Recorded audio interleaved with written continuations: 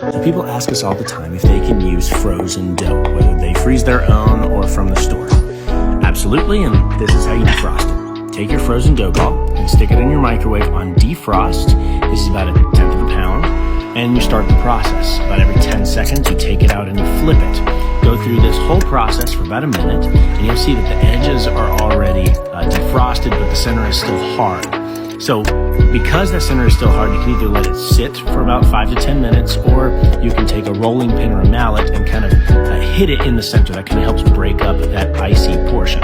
Once you've done that, you then cut your dough balls in half. You can see the inside is still frozen, and what you want to do is let that sit out. And it's about 20 minutes, 30 minutes or so.